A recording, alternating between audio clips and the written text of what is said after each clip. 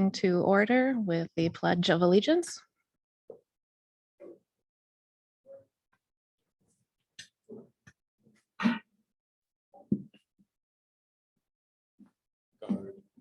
Hold.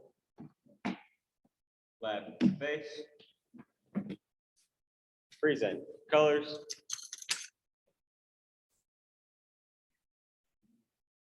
I pledge allegiance to the flag of the United States of America and to the republic for which it stands, one nation, under God, indivisible, with liberty and justice for all. Order. Colors. Right face. Forward. March.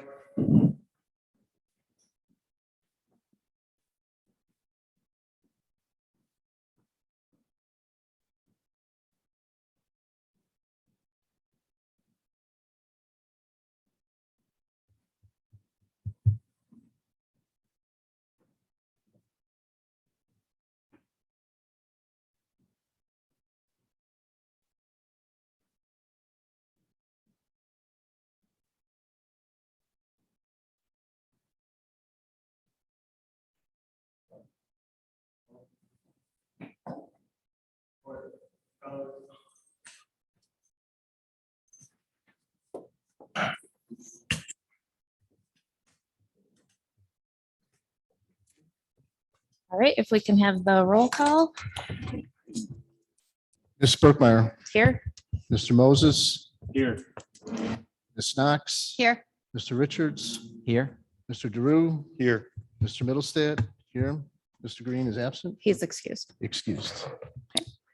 Our student Congress member could not be with us tonight, so we will let her update us next meeting. So I'm actually going to ask Mr. LaPerriere. He's going to present to us and discuss our new high school resource officer. Yes, thank you, Board of Education. Tonight, I want to talk about two people. First, I want to introduce who our new resource officers at the high school and just tell you a little bit about his background. I was lucky enough to be able to go up to the St. Clair County Sheriff's Office to conduct the interviews with the Captain Pohl. And out of the three that we interviewed, we were able to settle and pick David Ferguson, who was behind me. Keep looking over my shoulder because he's so tall and big. But just a little bit about him. He does live in Jrotc, so I did learn that. He's a SWAT. He was on the SWAT team for 10 years. And in St. Clair County, there's two experts for drug recognition, and he's one of the two. So he was able to spend the last 4 days with us at the high school. And I think today he told me that his legs and his feet hurt because it's so big and he's not used to walking around. He usually is coming to us from patrolling the area of Elginak. So he does have a wife and some kids, four kids. So David Ferguson will be starting with us on January 4th when we return from break. So this is David Ferguson.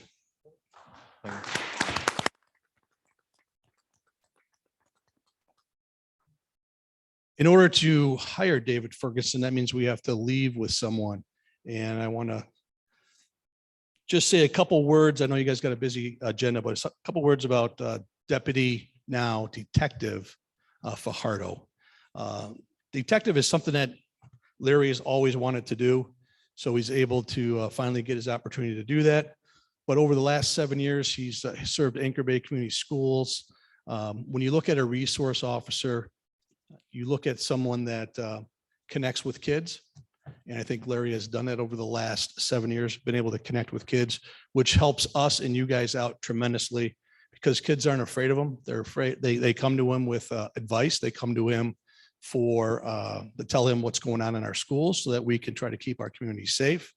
He's been able to build relationships with kids, which is key and important for all of us. They've been walking around our school talking about Danny DeVito. If you watch the movie Twins, he's Danny DeVito, and then Arnold Schwarzenegger is right behind him. So they've had quite a fun time with that. But Larry also coached tennis for us for several years. I believe he's the winningest tennis coach in Anchor Bay history when it comes to girls. Is that correct? We think that's possible. So he now will be back on the road He did upgrade his vehicle to a Ford Focus instead of the regular Tahoe that he used to drive. But I just wanted to say we are going to celebrate him the last couple of days. He's on his farewell tour. We always say around the high school, but he's been a great asset to us and our community. So I wanted to take the opportunity to thank him in front of you for all his hard work over the last 7 years. So thank you, Larry.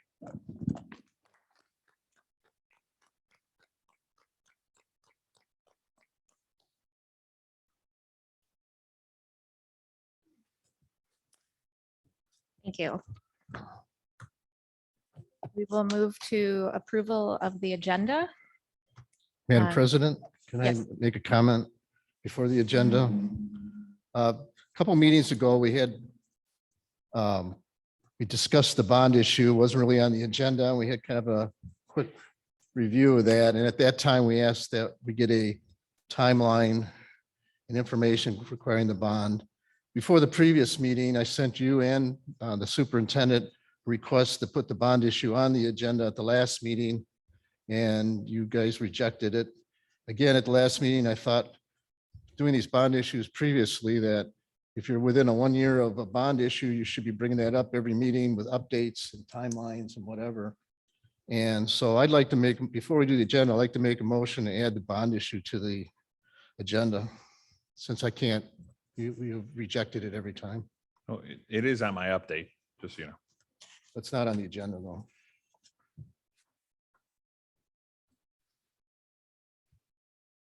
I'll second his motion. Okay, there's a, and there is any other discussion? I mean, the reason why I'm seconding it, not to, obviously we're all discussing things and we all know we got to discuss the bond, and just when a board member asked for something, I saw those emails. I've been out the past couple of weeks, but if maybe he might have something he wants to bring to the table to talk about, I don't think it's too much to ask just to talk about the bond, since it's a pretty big issue within the community and within the school. And I know you're working on it, Superintendent Jrotc, but if he's got some questions or things he wants to talk about, this is the time to do it, and do it in front of the public, which this board's been talking about doing for years. So that's why I'm supported this motion. Any other comments?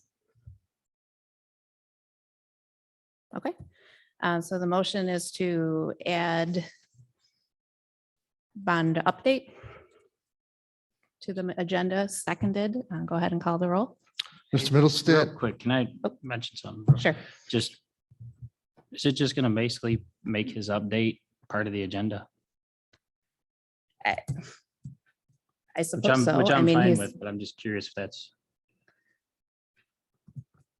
Yeah, currently my update is part of the agenda. That's why I figured that. yeah, that's what, but I mean, if making it as an item, Mhm. then you can just, essentially, it's going to move, a Just piece gonna of his update into an item number. okay. Go ahead and call the roll. Mr. Middlestate, yes. Mr. Drew, Yes. Ms. Berkmeyer, Yeah. Mr. Moses, Yes. Ms. Knox, Yes. Mr. Richards. Yes. Thank you. Okay. So we'll go forward with approval of the agenda. Is there a motion to approve the agenda with the bond update? I'll move.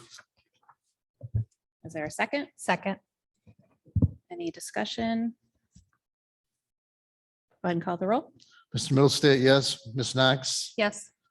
Ms. Berkmeyer, Yes. Mr. Moses. Yes.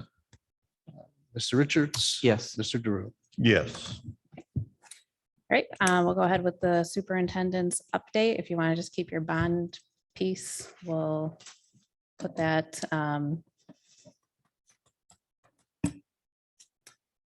I guess we'll do that after the consent agenda. Hey, COVID update. We had our weekly meeting with the health department this morning. Cases in the county are on the decline over the past 2 weeks. They're down from, it was about 800 per day to about 600 per day. Positivity rate is down from about 20, just shy of 23% to 20.6% over the past week. Our cases have been steady. We've been averaging, as we have the entire year, about 0.5%. on a 7-day average. Other districts have seen spikes since Thanksgiving. We have not had those same spikes. Our testing site is going well. We were seeing about 50 people per day. We have about 5 cases per week that are positive out of that, and it's mostly adults. We are worried about the potential new variant, the Omicron. It's on the horizon. So as of the last week, there was the first case was in Kent County. Then there were 2 cases just today that were discovered in Genesee County. And so far, ages 5 to 11%. Now, this is the first week that you could have people that were fully vaccinated. So 5.5% are fully vaccinated in the county in that age range. And then overall booster shots, they gave us an update about 152,000 people, where about 17% of the public in Macomb have received booster shots so far. And they track this even if they get it out of county, because they track it back to your residents. And 72% of those are over the age of 50. On the back side of the sheet, we'll skip down to the security update. We have been in the stages of reviewing things. As I had in my communications to the community, we've extra police presence over the past 2 weeks, and we'll see that going forward. A lot of it is we're just starting to work on coordinating across different agencies and making sure that they know our district, they know the buildings, whether it's Macomb County going to the St. Clair schools, St. Clair going into the Macomb County schools, night shift officers or people who might not be familiar. So that's why there's constantly a stream of people that have been coming through the buildings. Macomb County has hosted 2 meetings to review emergency operations plans. One was just for superintendents with the Macomb County and the Sheriff's Department and so on, kind of talking about going forward. And then yesterday they had one for all districts and their representatives of the Security Council. The Macomb County prosecutor announced today that they're basically, their general rule is anyone over the age of 10, if they have a false or a real threat, they're going to prosecute them. So that, I know we'll see that's really going to ramp up the number of prosecutions for those. We're also reviewing the needs at each building for door barricades, window film, cameras, and so on. There has been a discussion that I know I've had some parents that have contacted about metal detectors, and we've had those discussions as part of that. And right now, the state police, they basically review the plans. They do not recommend them because, one, they feel they provide a false sense of security. You'd have to be able to secure buildings on par with an airport or a courthouse or something like that, which would put you in violation of like fire exit codes and so on. And it also would create a logistics issue because, especially like the high school, with the size of the building, it would take probably a couple hours for students to be able to go through those. But they are looking at all options. We did have a meeting with the district SROs yesterday to talk about better coordination and what we need to look at, and we'll continue that going forward. And the Michigan State Police, we're anticipating that they'll have a grant coming out that would help offset some of these costs. So we're looking for that in the short term, and that's my update. Okay, any questions?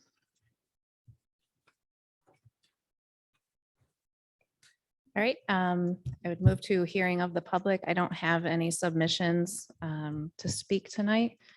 So we will move on to communications for the record. No communications. Okay, so we'll move to the consent agenda, which tonight consists of the approval of minutes from the November 17th regular meeting and the December 1st strategic planning meeting, the personnel report, the finance report, and the bills payable for November of 21. Is there a motion to accept and approve the consent agenda? I'll make a motion. Second. Okay. Any discussion? Just one question. Sure. With Mr. Ledge resigning, what's the plan for his replacement? Or I know he sent a note out, but what is? Yeah, currently for the remainder of the year, our plan is not to replace him. And that'll give me an opportunity to work directly with the principals and hopefully save some money for the duration of the year. And then we'll re-examine it at the end of the year. My only comment, you fully understand to hire people like that should be, make a decision before the end of the year, right? Mhm. Decide to have a curriculum leader or a supervisor like for principals. Mhm. So personally, I think the elementary curriculum leader is a very important position at this time, especially with the COVID and all the other things going on. So hopefully we'll be able to get by till the end of the year.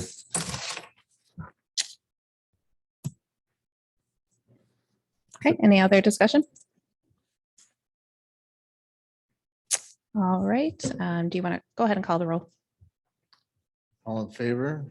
Oh, wait, we got the bills in there. I'll have Mr. Moses, Yes. Ms. Knox, Yes. Ms. Brookmeyer, Yes. Mr. Green is not here, Mr. Richards, Yes. Mr. Drew, Yes. Mr. Middlestate, yes. Motion passes. And we will now go to circle back to the bond update. Okay, bond update. We began the site audits this week, Monday we began with Lighthouse and then Ashley. Teams were divided into groups depending on focus areas. So design, structural, technology, mechanicals, paving, security and roofing.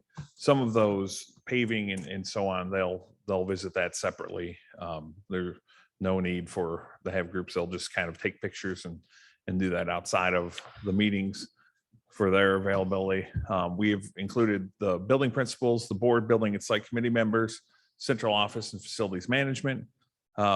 Basically our approach is we're assembling a giant list of needs and wants to incorporate with strategic planning results. We'll continue to visit all the sites over the next 4 weeks, and we'll do focus groups as well, kind of once we have that assembled. And then the goal is a presentation to the strategic plan group in February. So that's kind of our target, is to get everything, the audit portion of that done through January, and then have that assembled for February. Any questions? Yeah, my question, a couple of questions. One question was, are you going to be able to give us a timeline? Not all the board members have gone through a bond issue process. That between now and if November is our election, what are these target or star dates that we have to hit these certain milestones? Yeah, we'll have that in January. January, okay.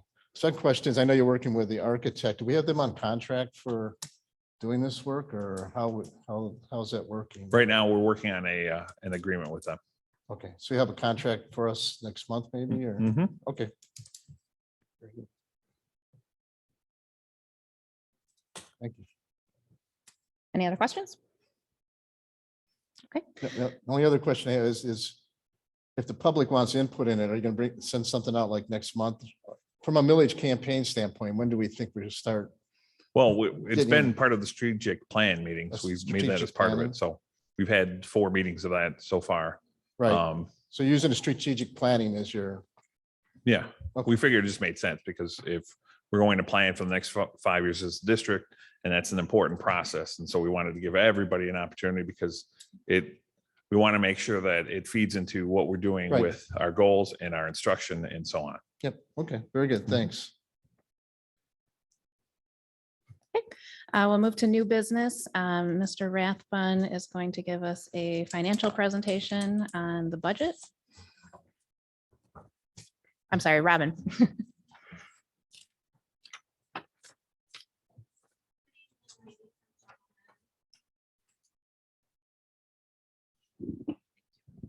Just want to make sure you can hear me okay. This evening, I will be presenting the budget amendments for the general fund budget and the food service fund budget.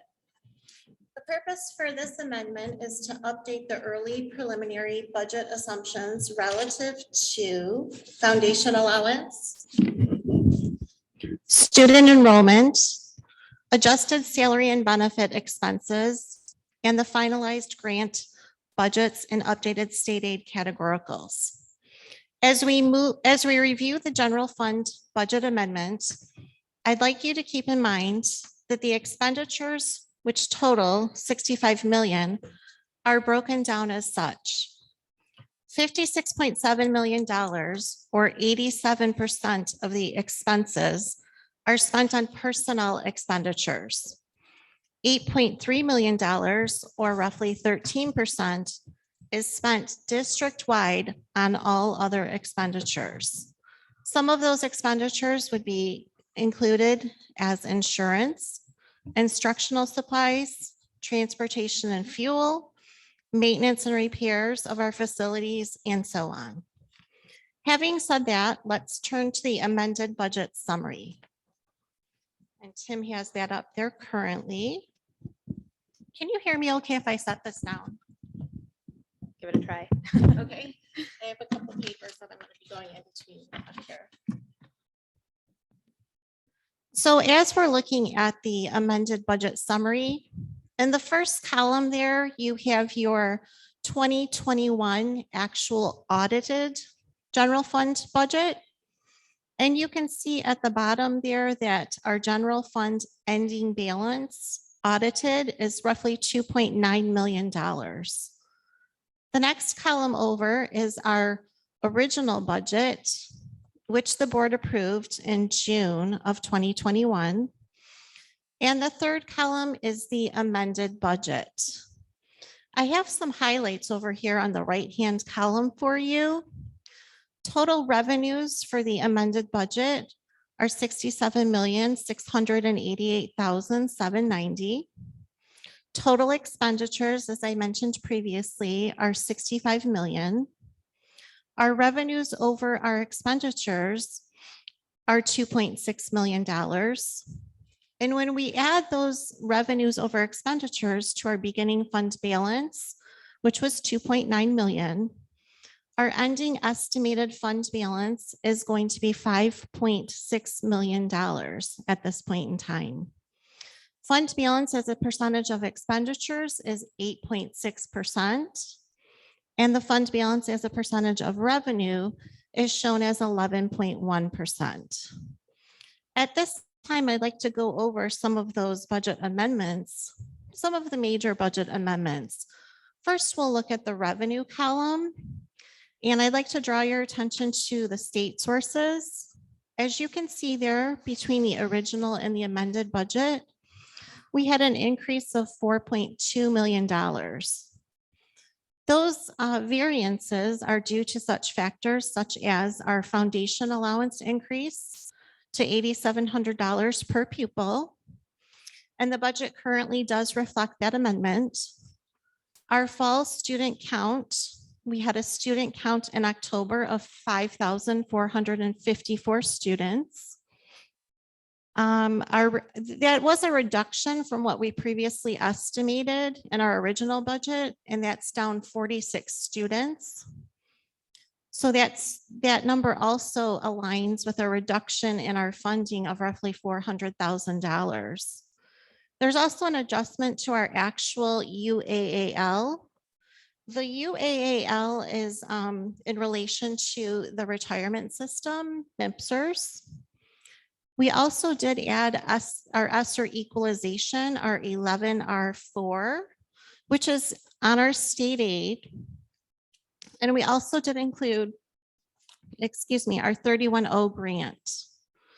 Another major category where we can see changes are our federal sources. And those amendments were primarily due to our grants and our ESSER 2. So the total variance between our original budget and our amended budget is roughly a $5.4 million increase. I'm going to take a break right here and just ask, does anybody have any questions on the revenue portion of the budget amendment? So between the 2021 and 2022, it was about a 2.4 million increase then. That's correct. So now let's take a look at our expenses.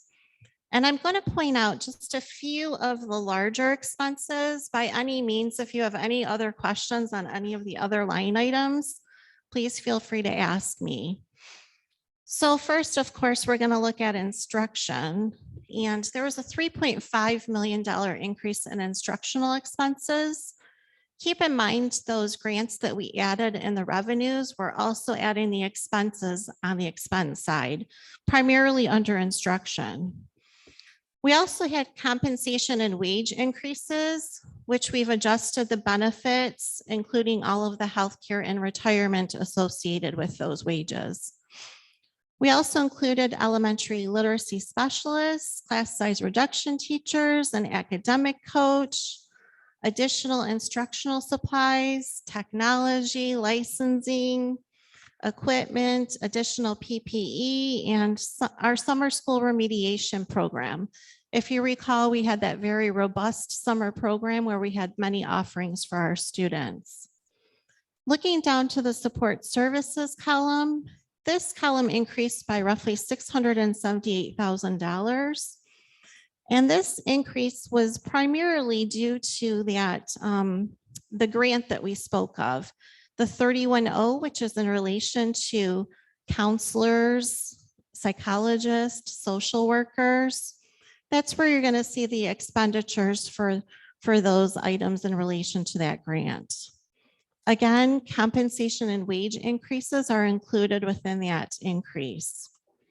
And then moving down to the operations and maintenance, again, compensation and wages were included in this increase, along with equipment repairs for our HVAC units and additional PPE supplies. So as you can see at the bottom there, total expenditures increased by $4.9 million. Again, I'm going to take you back to the actual audited ending fund balance of $2.9 million. When we look at our revenues over our expenses, we're adding roughly $2.6 million in this general fund budget amendment. When we add that to our ending fund balance from last year, we're estimating that at the end of this year, at this time, we're going to come out at $5.6 million. As a percentage of expenditures, that's roughly 8.6%. And a percentage of revenues, that's 11.1%. Are there any questions on the expenditure portions of the budget amendment? My general question is going to be is with how you factored in the inflation rate now that it's around 7%. I know 10% of our operation isn't personnel, but $10 million, at 7%, it's about 700,000, right? 10 million. Yeah. I'm sorry, could you repeat your question? My question is how did we in the budget account for the increase in inflation?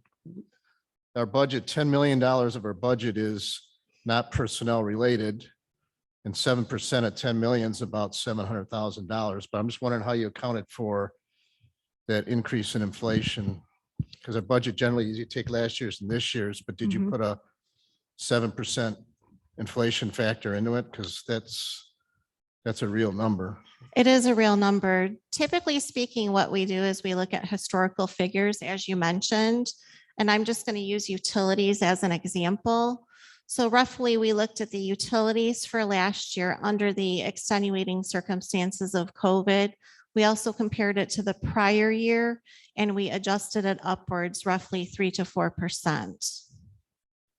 All right, so if it's 3 to 4%, we're off by 4% then, right?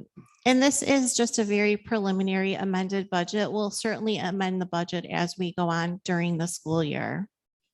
No, I understand, but 4% is $400,000. And I'll On jump a in. $10 million budget, I guess.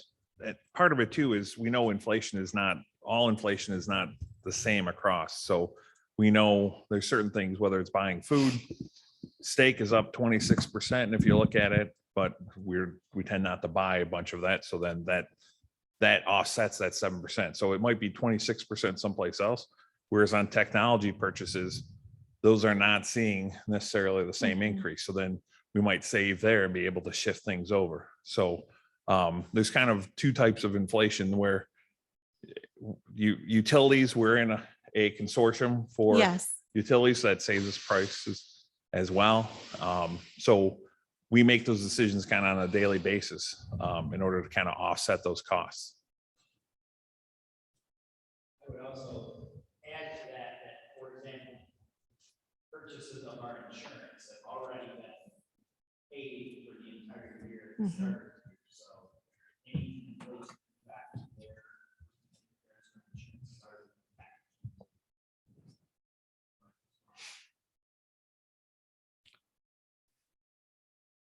Any further questions on expenditures or the budget as a whole?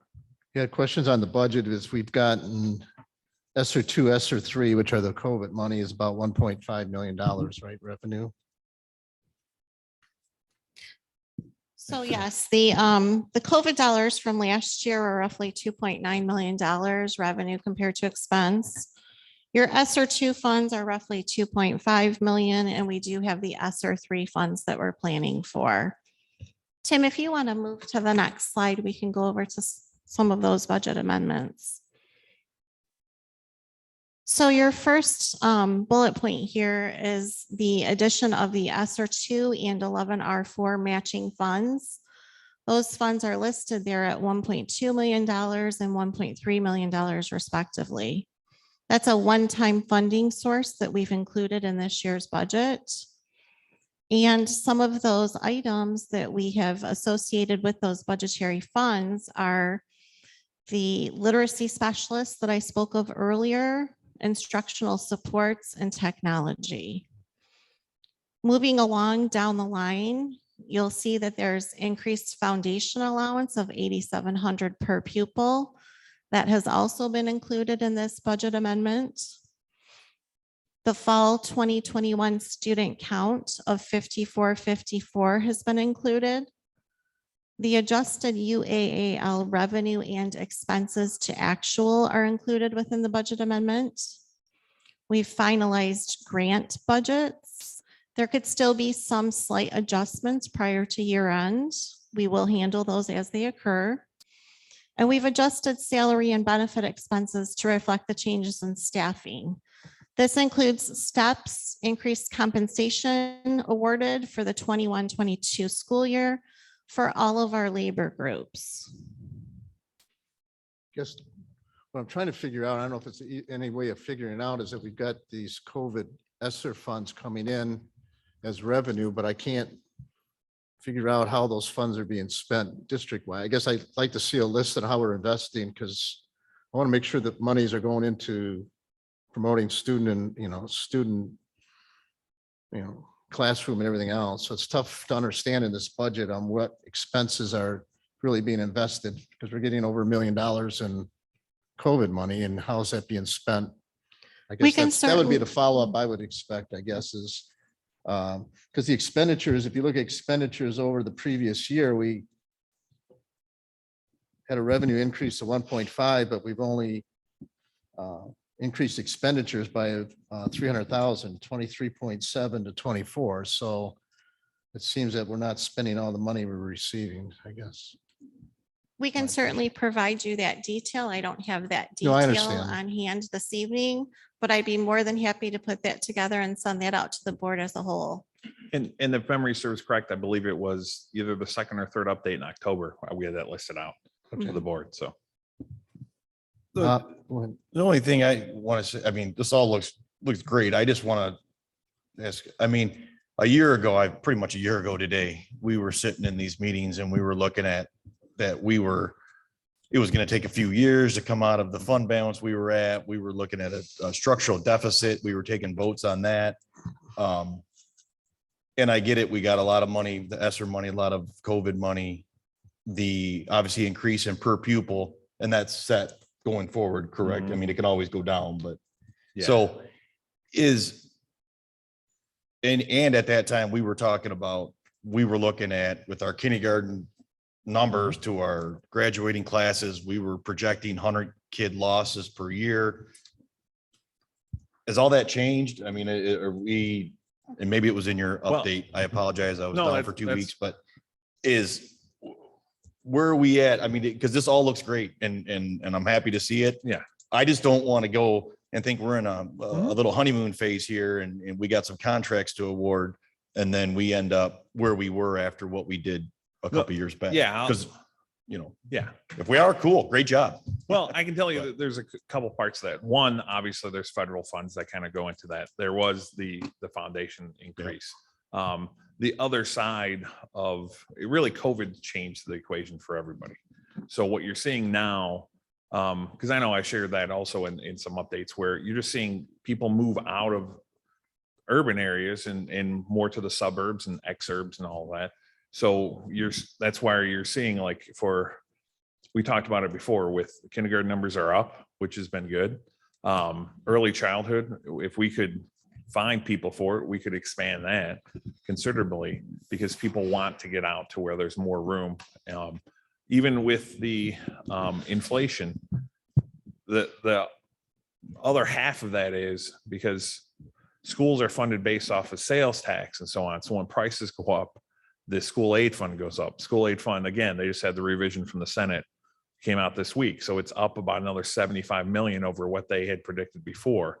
So the school aid fund is actually doing the best that it has in years. And a lot of that kind of comes from the inflation. Because people are not paying for services that are not part of sales tax. They are buying things. And as they do that, then it just generates more funds for schools as well.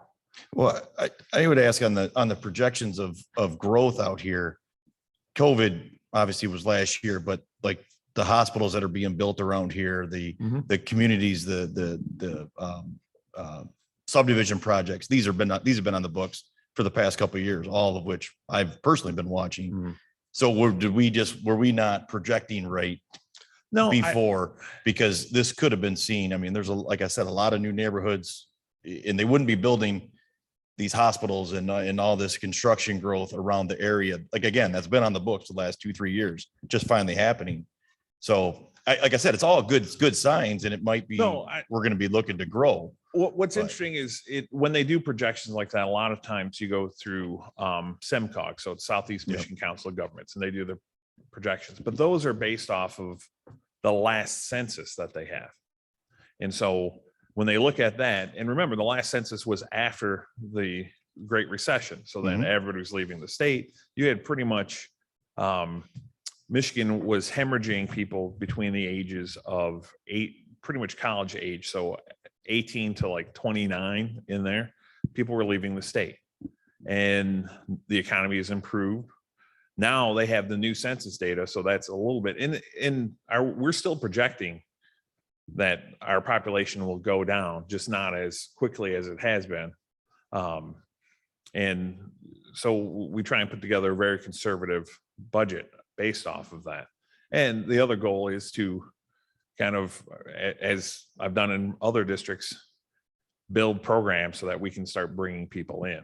Because we're about a net, we're a slight net gain on schools of choice and so on. And I feel if we can build some programs, then we can do that, because I know, as I mentioned, even in the interview process, we want to be a net positive against all of our districts, and we're not now. And so our goal is over the next 5 years is to become a net positive against every district.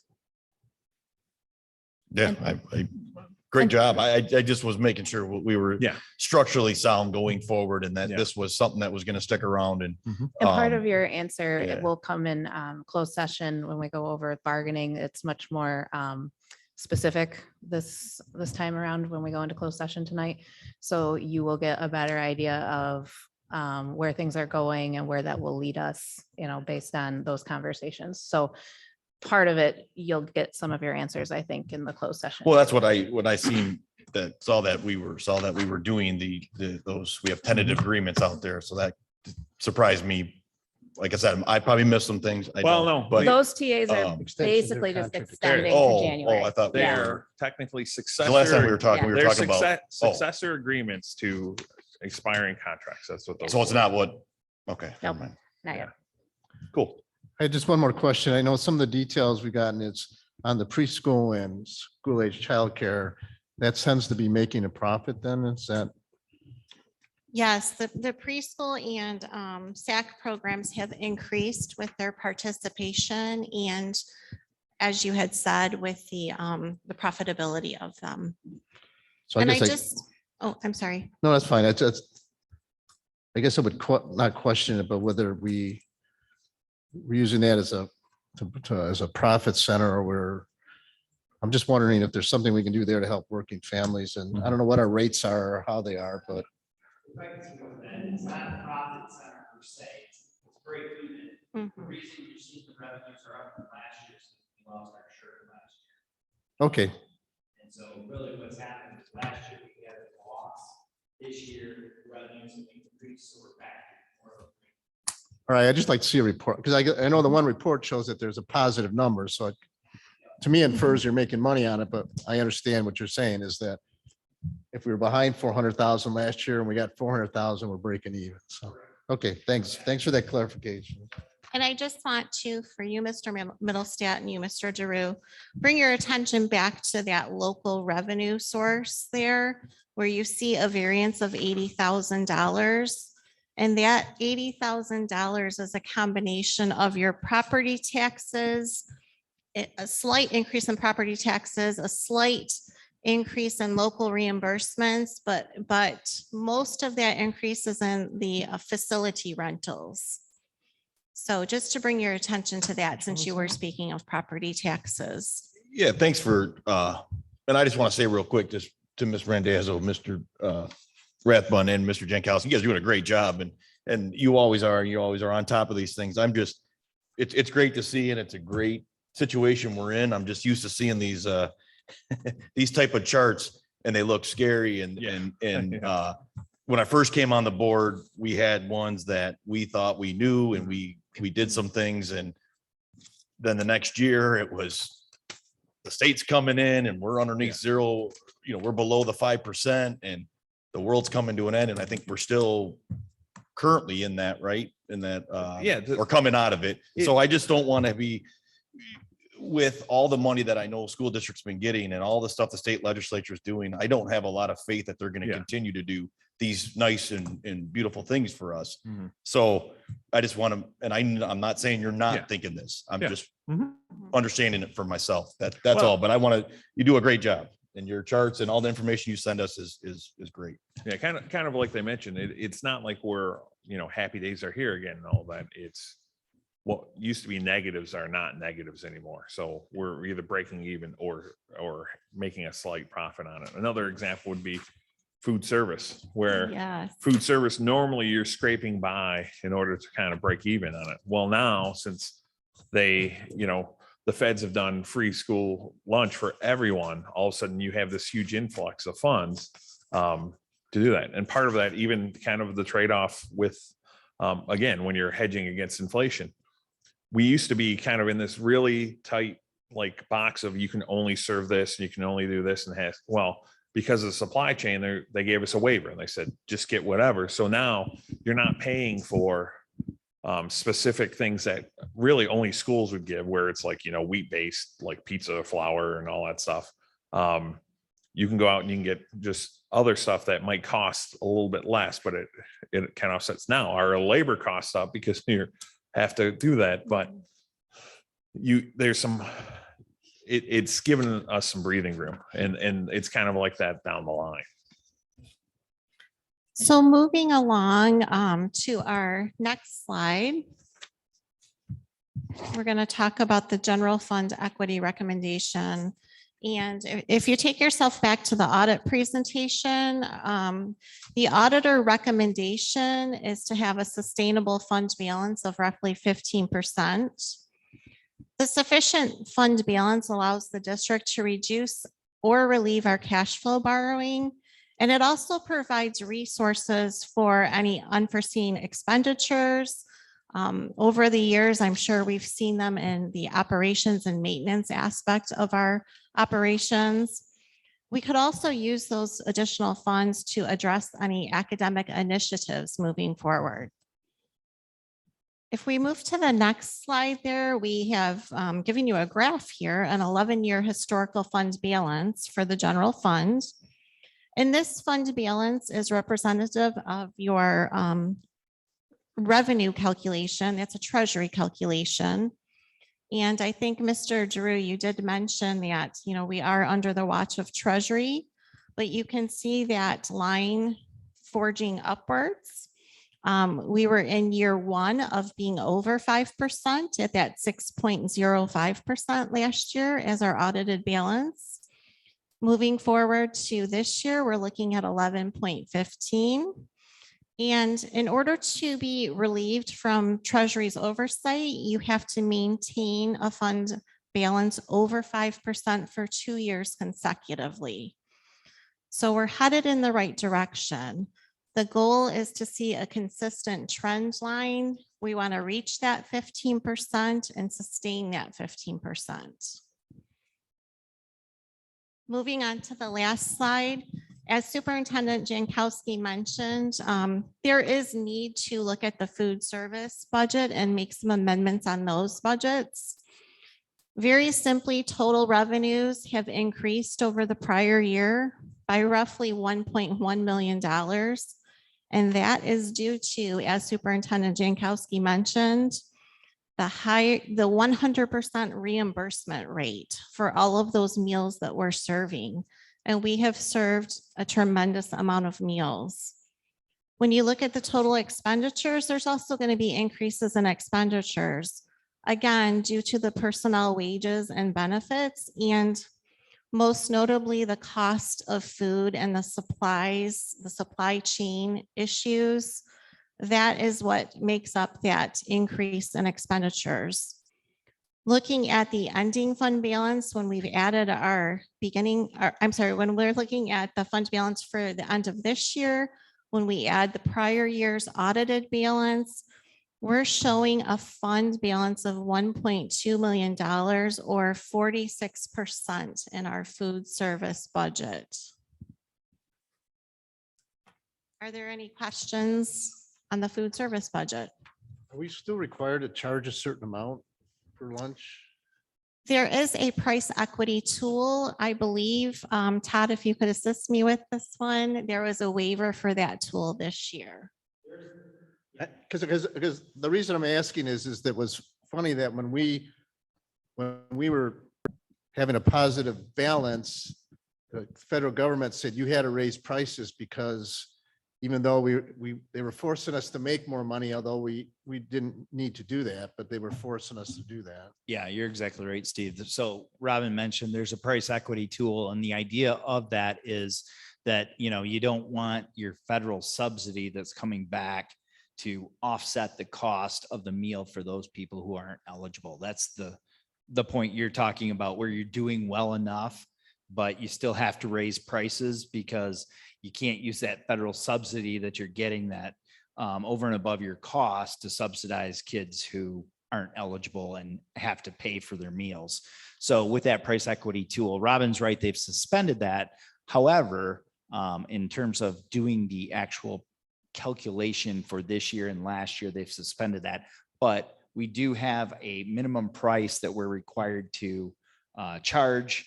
And then, part of the profitability this year as well is the reimbursement rate has gone up probably, kind of in line with that 7-8% inflationary price that you're talking about. So we're actually getting, not only are we serving a lot more meals, but we're getting reimbursed more for those meals. Yeah, you would think, well, geez, we've got all this money, we should just reduce prices for everyone, but we can't do that. Yeah, great point, Steve. And I hope if people are listening at home, that is right. We are somewhat locked in. We cannot reduce those prices despite the profitability that you see there. That's. And that concludes the financial presentation. Does anybody have any additional questions that I can answer? Or Todd or Phil? When it comes to you said it mentioned a couple of times, and I know this board's talked about sticking around a certain fund balance. Is this the administration's recommendation that we try to get to a 15% and maintain a 15% fund equity? Well, typically, you would like to get to a 15%. And do you necessarily have to do it all at once? No. you want to get to a point where you're within kind of shouting distance of that, and then you build your budget so you are slightly ahead, slightly more than breaking even, and then that will grow. And then you'll kind of have a nice, like kind of flat, like just slightly above flat growth to that. So you hit 15%. And that way, now when you have those downturns and they're not, you don't have federal funds coming in and things like that to kind of offset it, then you can weather those on your own. And then, so if it goes below, then you kind of work it back so it grows back to that 15%. Yeah, that's to what we were Yeah. talking about earlier, is that this money is going to dry up at some point. And Yeah. yeah, if we got to a So 15%, that would help us when that stuff goes. And then you, like you said, you'd have it structurally. Now, what percentage do we need to be to where we don't have to borrow? Do we have a set percentage that is? well, yeah, I mean, I don't know the exact percent, but if we were to get to 15%, we would be. We pretty wouldn't much have to there. borrow money. Yeah. Be pretty close. Yeah. Yeah. Okay. All right. I know that's something we bantered around up Yeah. here. No, it'd be nice to get, I mean, in practice, it'd be great to get above 10%. And then once you get above 10%, then kind of grow that to 15% over a period of time. Whatever that is, if it's 5 years, 6 years, 10 years. So as long as you're making that progress to it, because it's hard every time that you're putting money into savings, you're also taking it from programs as well. And you want to make sure you can kind of balance both of those. So. Thank you. What I worry about is them running out of money and clipping us like they did Yeah. years ago, the 470 or 420 or whatever it was. So, yeah. You see. Now, just a question on that. Should policy look at coming up with a board consensus on what our target is? I mean, we talk about it, but should there be something that we say, this is what we as a board wish to have as a target, whether it's 10 or 11 or 12, working to 15, or we think about that? Yeah, Yes. I mean, that was a discussion that I know we had put out before on that, and it's not a bad thing to have that target. We've always worked with the state Right. number in mind, but what's your safe harbor so you're not falling below the 5%? And I always look at it as like, 7, 10, 12, let's get to 7. And like we were using 6 for some of them, just so that we're outside that, danger zone. And then once you get to 10, now we're good. We're double that. And then if we can kind of grow from there. I think it is a good idea to set a target. I know a lot of times when, we're going through the bonding process, or as we have, an annual review of our debt, one of the questions we get from Moody's is, does your board have a policy in terms of where you're going to set your fund balance for? So that's always a question we get from them. We've had that question from Treasury. So a lot of agencies do look at something like that as being a best practice.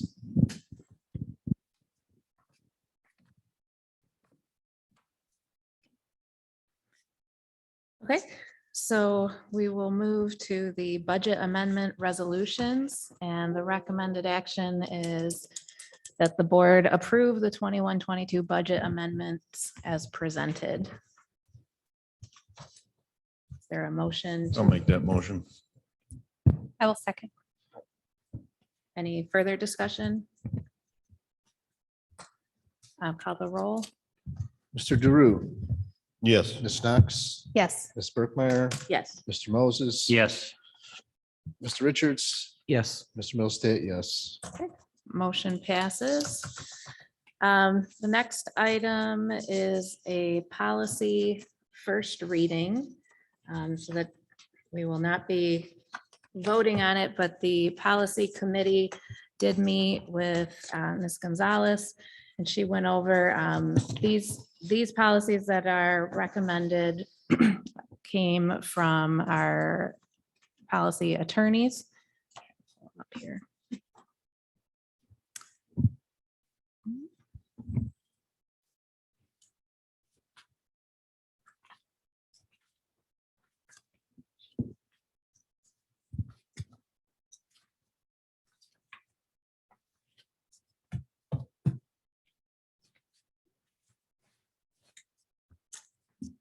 a minute, I'm sorry.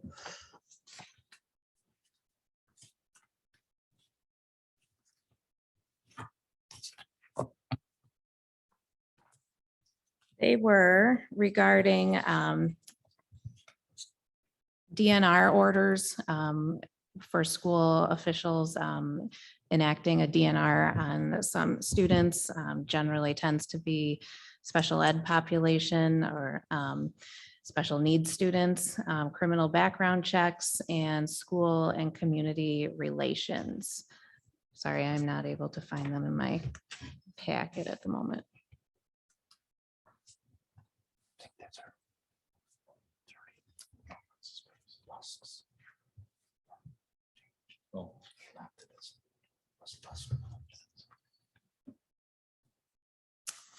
Okay, so we have a policy first reading. Are there any questions regarding these policies?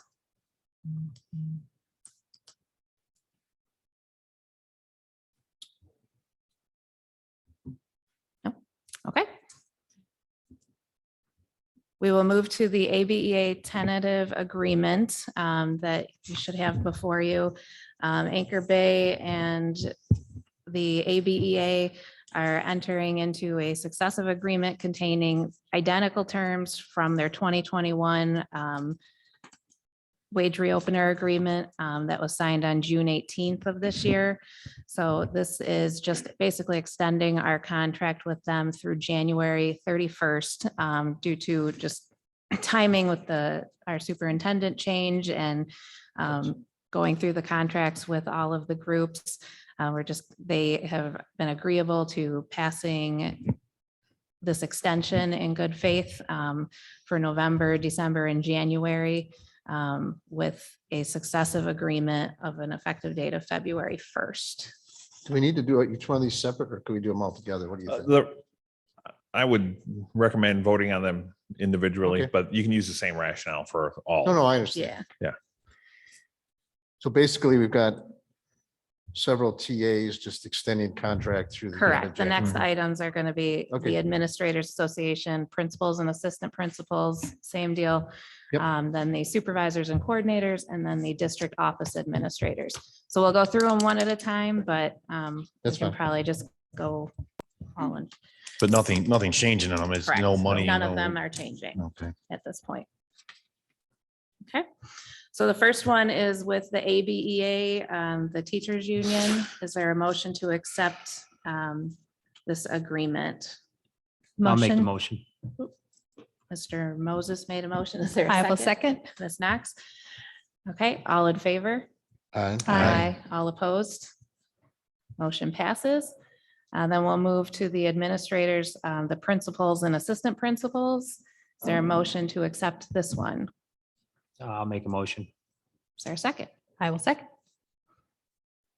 Discussion? All in favor? Aye. All opposed? Supervisors and coordinators, is there a motion to accept this one? I will motion to accept. I'll Sorry. second it. Okay. All in favor? Aye. Aye. All opposed? Aye. Okay, and then we have the district office administrators, TA, a motion to accept this one. I'll make the motion. Is there a second? I will second. And all in favor? Aye. Aye. All opposed? And motion passes. Just one question is, what about the non-instructional? Is that, Yeah, well, they already have agreements in place. What these allow is a lot of the contract things such as grievance procedures and so on can remain in effect.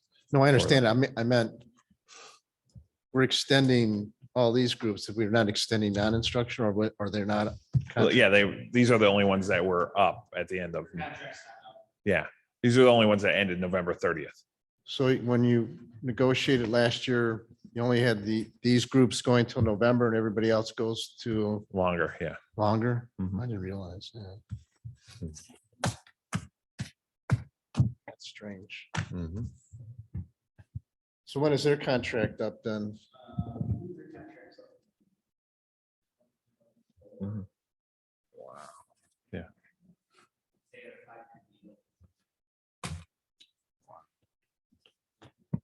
Go ahead.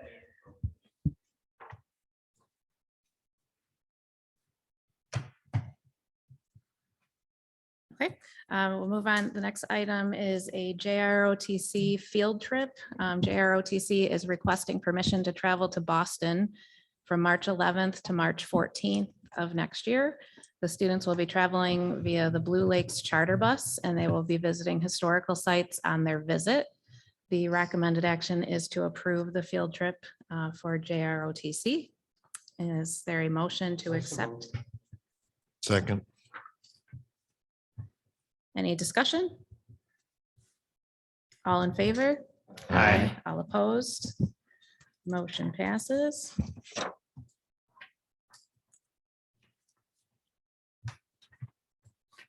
Next item is our MASB Superintendent Evaluation Tool. So Mr. Jankowski has opted to use a different evaluation tool for himself, which was the MASB tool.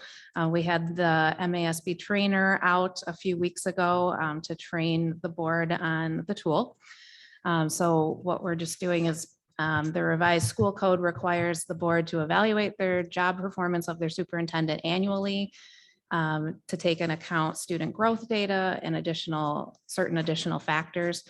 MASB is the Michigan Association of School Boards. They provide a state-approved instrument based on the requirements of the school code. And then it's a pretty straightforward option for the evaluation.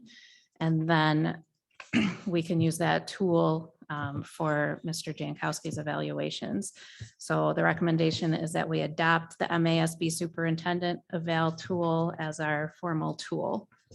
Is there a motion to accept this? I'll make the motion. I will second. Any discussion? Just ask for those that missed it. I mean, I missed it due to a work commitment. Are you going to set up another date? Yes, Sherry has been adding them into the updates, but we can have her give you the dates that I are missed it. coming. But I get believe it. they also said there are there's virtual options too. So you Perfect. don't necessarily have to go in person somewhere. Perfect. And it'll kind of roll into the next item after we do this one, and we'll talk about that. Any other discussion on this item? Okay, all in favor? Aye. All opposed? Okay, motion passes.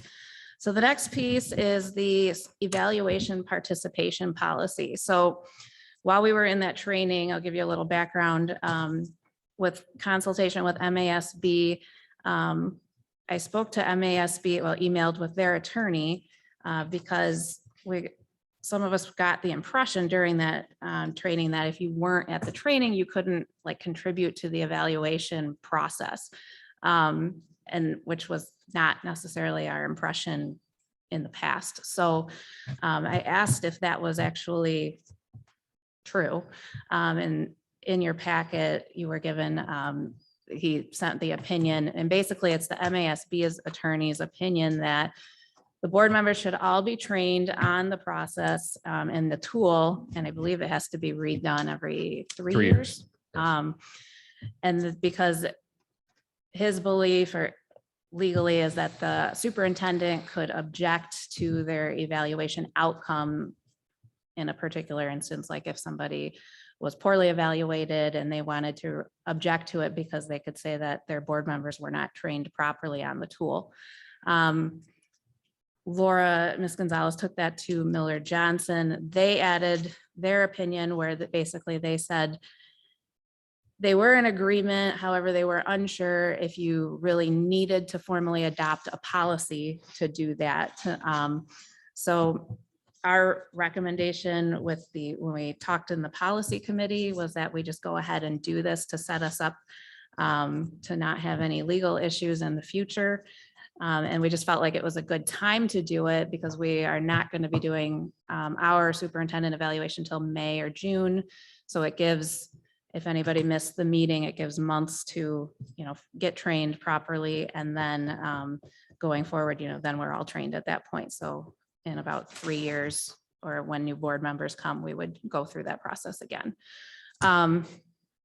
So that was the recommendation to move forward with this from the policy committee.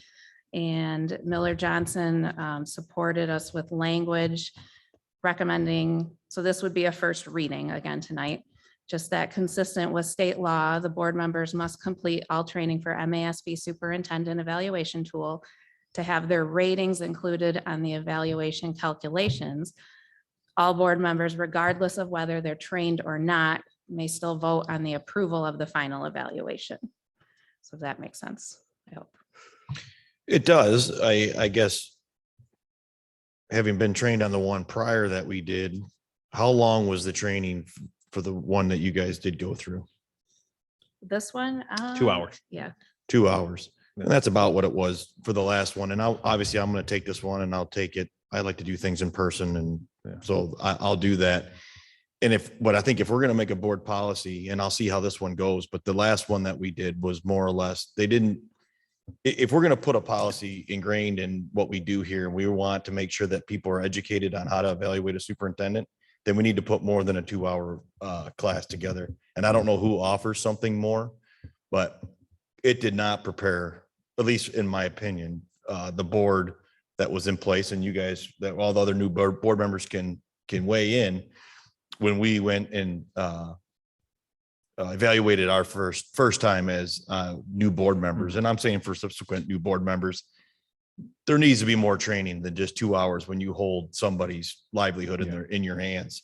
You know, there's a lot of pressures on you if there's certain things going on or whatever. And I just think that before we go and put a policy in place that we've never had, I would like to maybe talk with you or with others about what other options there is for some maybe more in-depth training on those different just to things. kind of add to that, not only is there the training, but then this time it's facilitated by the MSB rep who will actually walk through the first time that you do it, so that you have just to kind of explain, make sure people are kind of aware of how that works. So it's not like a training and then you're on your own. It's training. Yeah, we are going to have the rep assist us with the evaluation process in the spring. So he's kind of facilitating, obviously not giving input, but facilitating our instruction and our. Yeah, I saw that. feedback. I saw he was going to be in there. I just, maybe I look at things differently, but again, you're holding someone's livelihood in their hands, and you're a lay person, if you will, coming out of the public, No, I not appreciate in that. education. If you're not, that's just a lot to look at. I my agree with opinion. you, having gone through now both trainings, I will agree. I will say, having gone through both, I think, and I hopefully you will feel that this tool is much more focused and comprehensive. And so I feel like there's just naturally less ability for some of that stuff to happen because it's much more direct. That's my opinion. Hopefully others feel that way, but I felt like the training that we went to, I did feel better about it, this next one. So hopefully, I hope others did too as well. After I go through it, I'll maybe I can give you and the superintendent a call, and we can just sit down and just go over it. Sure. Having both been through that, I love to hear that, because just having been through that one, it didn't prepare us for anything. So Well, thank you. Well, I haven't been through both trainings, just the second one. I agree. It felt very comprehensive, and I think 2 hours does seem short, but that's because it was so focused, and the person training us, there weren't a lot of questions to ask because it was presented so well. So hopefully you see the same thing, and it's better than what you guys were using.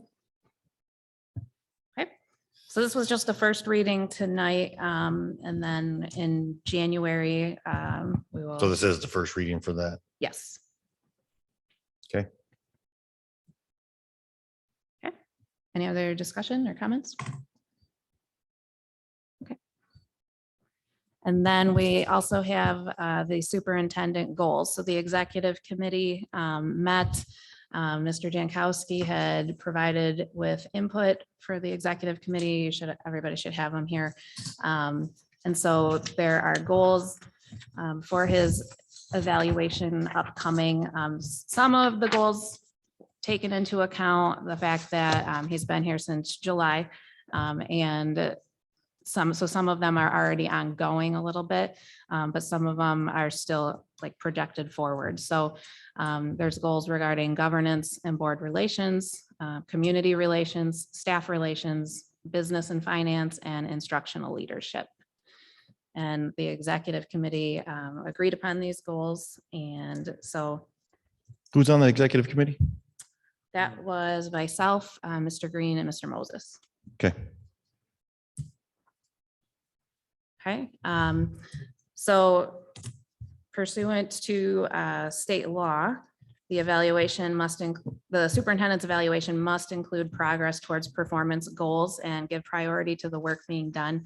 These goals should be limited in number and aligned to district goals and assist in clarifying accountability. And some of that too, like having some of the strategic planning done, was able to kind of focus some of these goals as well in line with the strategic plan that's coming as well. So the recommendation is to approve the goals as recommended by the executive committee. Is there a motion? I just have one comment on the community relations. Do you really want to be specific about the Sugar Bush and Chesterfield, or should it be more general? That's all I'm asking. What do you? I guess for myself, having been on that committee, I just look at it as, something is going to need to come with that building one way or another. So I guess perhaps maybe you could alter that to remove Chesterfield potentially, as that's kind of ongoing, and just a plan for Sugar Bush in general. Yeah, because there was another gentleman here. It's fine if that's what you want to do. I just thought it's being very specific. So Good point. if Yeah. Chesterfield does something that you can't get it done, then it kind of, Mhm. you should have other alternatives. So that's what I Yeah. think. So, Is that acceptable? yeah. Agreeable? Cool. Okay. So we'll just remove with Chesterfield on that one. So it'll be develop a plan for Sugar Bush Elementary. Okay. Is there a motion to accept these goals for the superintendent's evaluation?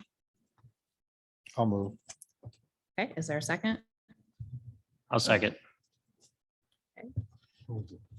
Mike, We'll take Mike. Any further discussion?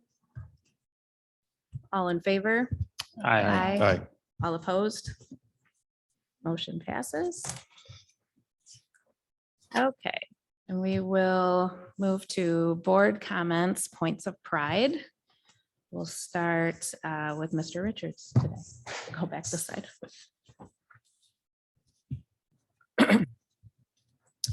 I'd like to congratulate Mr. Keeler, Mr. Jrotc, Ms. Stay. These three teachers were honored for their commitment to being positive and engaging teachers at the high school. Congratulations to Jason Walensky on being chosen November's Captain of the Month at Middle School North. Congratulations to Anchor Bay High School HOSA Club for earning first place for the most organ donors registered and fourth place for the most activity points in the 2021 Gift of Life HOSA Challenge. The HOSA Club registered 335 new organ donors. I'd like to thank Mr. Palmer and everyone else involved in the dedication of the Sensory Room to Denise Miller. Denise was a paraprofessional at Anchor Bay for over 20 years and dedicated her life to helping others. I'd like to thank Mr. Terry Wedge on his many years of service at Anchor Bay. I wish him well on his new endeavors. I'd like to congratulate Anchor Bay North November Students of the Month, Samantha Springett, Jaden Comito, and Tyler Baroni. Thank you for helping on making North a better place. I'd like to thank the National Honor Society and the JROTC on sponsoring the Toys for Tots drive at the high school. Toys can still be dropped off in the office at the high school. I'd like to thank all the parents, community members, and staff that attended the strategic planning meetings. It was great to see everyone work together. I'd like to recognize Lottie Elementary for collecting over 3,000 pairs of socks. The socks will be distributed to needy families in our district. Middle School South is looking for a 7th grade girls basketball coach. I'd like to thank the Transportation Department for attending the tribute out at the Oxford School District. Thank you for representing Anchor Bay. I'd like to recognize Lighthouse for the fundraiser they held for a fellow staff member with ALS. They raised over $3,000 for the family. Awesome job. Congratulations to Esports Rocket League team. They have advanced to the state championship at Eastern Michigan University. I'd like to congratulate Christian Noss. She's the December Captain of the Month at Middle School North. Thank you for all your hard work, leadership, and years of service. Congratulations to Anchor Bay North December Students of the Month, Emily Moses, Mark Gianotta, and Myron Carpenter. I'd like to recognize the Anchor Bay High School Cadet Band Symphonic Band. What an incredible concert. Great job by all. I'd also like to say great job to Middle School North and Middle School South in their concerts as well. It's great to see the auditorium at the high school full. This month, my points of pride goes out to Naldrit Student Council, who delivered ornaments to the Veterans Home. Most of the ornaments were made by the Student Council. Awesome job. Thank you. That's all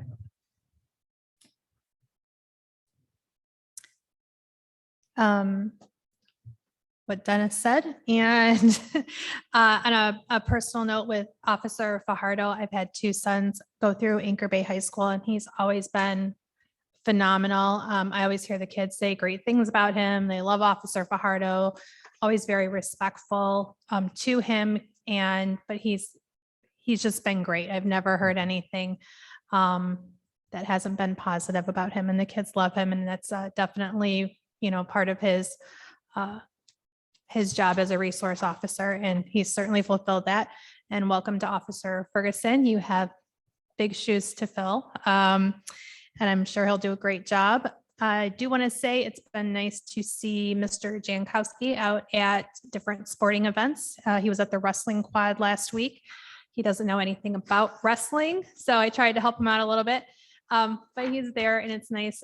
We also had our football coaches were there to watch, some of their football players wrestle. So it's nice to see kind of different aspects of Anchor Bay starting to overlap, and that community coming together a bit more than I think it has in the past.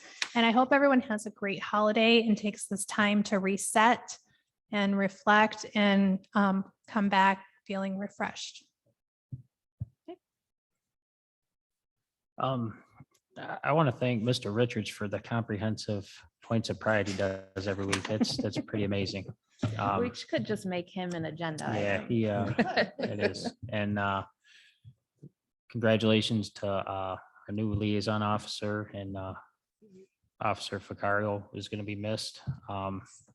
Just want to shout out, we got the Anchor Bay Archery Club back going. So that's signups for that are going on right now.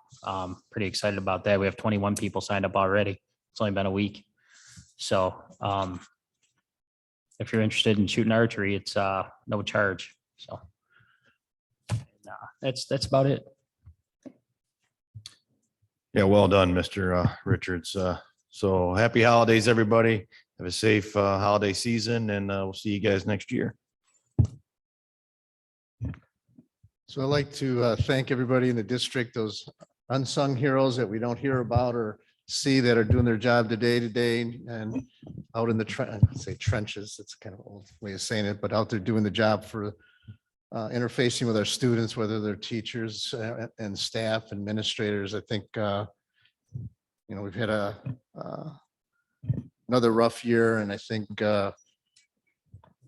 everyone should be congratulated for, doing what they do and doing what they do for our students in the district. So it's, we talk about a lot of things that people we see out there, extracurricular and other things, but there's a lot of people that are just very silently doing what they need to do to help students in the district. So I really appreciate that. And they're not out there just to get a pat on the back. They're just doing their job. So I really appreciate it. So it's been like I said, a tough year, but we're ending it up on a positive note here. So hopefully next year will be even better than this year. So thank you.